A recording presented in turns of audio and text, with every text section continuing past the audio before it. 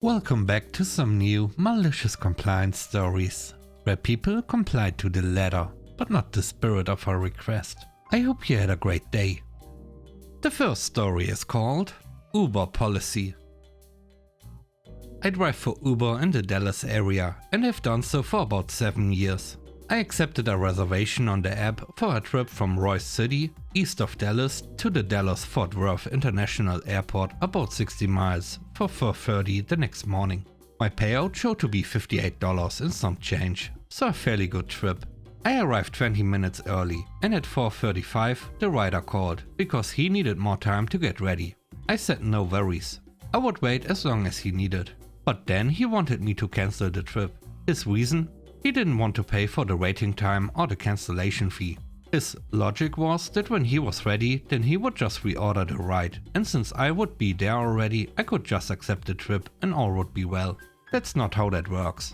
Uber's policy says that if a driver is at the pickup location for a reservation on time and the ride is cancelled for any reason by either the driver or the rider still pays for the whole trip, not just a $5 cancellation fee.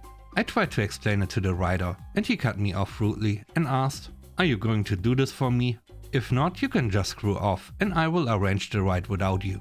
I went into my humble contrite mode while apologizing and asking his forgiveness for me being presumptuous. I told him that, certainly, I would cancel the trip and it would be no problem for me to wait the 30 to 45 minutes that he required. As I was about halfway to East Jesus, Texas, there was literally zero chance I would get another ride request in that time. That's where the malicious compliance kicked in. I cancelled the trip, just as he demanded, marked it as a no-show. He paid Uber twice and I got paid twice for the trip. I wonder how long it took for him to realize it. He even tipped me after he got to the airport. The next story is called Not a Good Look. Back in high school, I worked for a bakery that was popular in my area. Overall, it was a really good job. I liked the people I worked with, I loved baking and the food was great. A really good gig for a high school job. My bosses though, they were hit or miss. They simultaneously tried to be our friend and boss and randomly would be total jerks with no heads up. But for the most part, they didn't bother me too much and I made do. One night in my senior year, one of my best friends passed away. I was of course inconsolable. The next day I had a shift. I called my boss to let them know I couldn't go in. But it was the day he decided to be a jerk, telling me I had to come in. No one could cover, even after I explained what was happening. Why didn't I quit? I should have, but I was in shock and a kid and it honestly didn't even enter my mind. I went the other way instead. I said, fine, I'll be there, just as I am. So you can imagine how awkward it was for customers to come up to the counter at their local bakery, to see a young woman with tears streaming down her face trying to ring them up. Thankfully, my shift supervisor actually had a heart and sent me home and changed my schedule for a few days. The third story is called Buying a Tool. A few years ago, I was in the middle of some house renovations when I was short a carpenter's square. I decided to quickly grab one the next day on my way home from work. As I had many other things to do those days, I was in a bit of a hurry, so I did not check the square 3 times over before I bought it. Also, I have a habit of not taking receipts or throwing them away, because I cannot stand loose paper receipts everywhere in the car or at home. I bought the square at a big DIY store in the Netherlands, so I would expect that this tool at the very least was usable. Maybe not the best quality, but I can live with that. But I was wrong. The first thing I noticed was the price. The thing was around 40 euros for 2 pieces of aluminum with rivets. Also, this was a decent sized store with only one model carpenter square in the whole product range. Due to limited time and a lot to do, I was not the least bit interested in driving to the next store and picking up a better deal. I bought the square and was on my way home. The next day, when I first picked it up to put it to use, I noticed that the alignment on this tool was way off. The rivets used to hold the nice 90 degrees angle were loose. This resulted in quite a few degrees of play.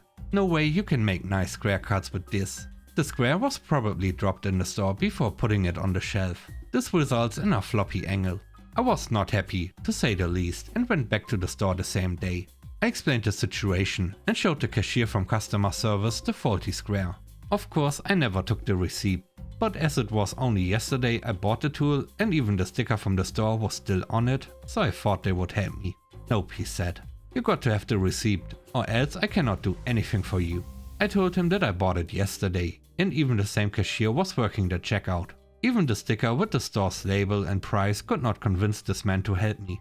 He did help me to check the system for the receipt. I even showed him the bank debit on my mobile phone app and the exact time I bought the stuff. But somehow he could not find the receipt in the computer system and just told me he would not help me. A bit taken aback, I returned home. I worked in retail for about 7 years, and from what I can remember, I tried to help customers where I could. If it was obvious that a product was from the store and the customer even had proof of payment in their bank account, it would be no problem whatsoever to return or exchange said item. Then it clicked. I went back to the store with the broken tool still lying in my car. I bought the exact same model carpenter square again. This time I was checking if it was not dropped in a tight square, of course. I went to the cashier and took the receipt while looking the fella from customer service dead in the eyes. I walked back to my car and switched the new tool for the broken one and went right back in the store. My car was parked maybe 10 meters from the front glass door, so they will have definitely seen me. I walked back to the customer service cashier and told him I wanted to return the item as it is broken. He said, "But this is the same tool from yesterday." I replied, "I do not know that, but I do have a receipt now." He begrudgingly gave me my money back. The next story is called Took My Phone. As a teenager, whenever I did something to upset my parents, they would take my phone away for around 1 week. This later became an issue because I would have clubs, sports and other after-school activities that required me to be picked up later. My mom would forget when to pick me up, resulting in me walking almost 3 miles home several days. Without my phone, my parents would tell me to email them. However, me being the teenager I was, I never checked my emails for responses and would occasionally forget to send them. Anyways, one time my parents decided I had spent way too much time on my phone and took it away. Normally I would send my mom several texts during the day to ask about stuff and let her know my plans after school. I went to school and sent so many emails that I crashed her email server. Which wasn't very hard, because she has like 15k unread emails. Her phone was already struggling with storage, but adding these additional around 100 emails was the last straw, and her phone completely crashed. Somehow, when she finally got her email to work, she had lost progress on some of her favorite apps and had been locked out of her social media accounts. Watching her try to find the passwords was well worth it. The last story is called Order Number. I work in eyeglasses. Upon a patient ordering glasses, we inform them the last 2 numbers of the invoice is their order number. In about a week, you are going to receive a text just referencing the last 2 numbers of the invoice number here.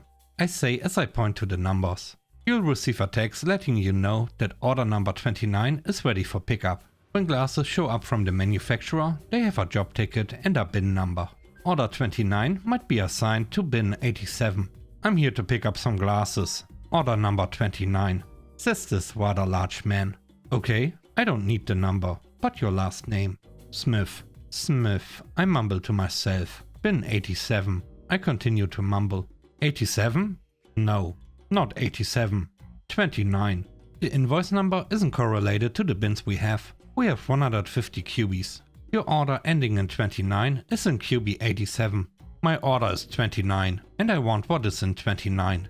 So I assure you there's no correlation between the order number and the bin number. I want 29. I retrieve the case of glasses from QB29 and proceed to give the little pink glasses to someone who could father a Sasquatch. The heck is this? These aren't mine. You guys messed up with the wrong person.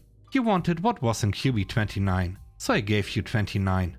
I had to hold back my laughter. And now let's see what's in bin 87. After much blazing saddles like Haroon Thing and being generally unpleasant under his breath, the glasses were all good and well.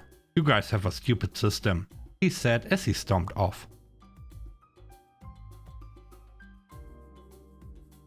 Thanks for watching the video. I hope you enjoyed it. If you did, please don't forget to leave a like, comment and subscribe. And if you have time, watch another one of my videos. And now, I hope you have a great day. See you soon. Bye bye.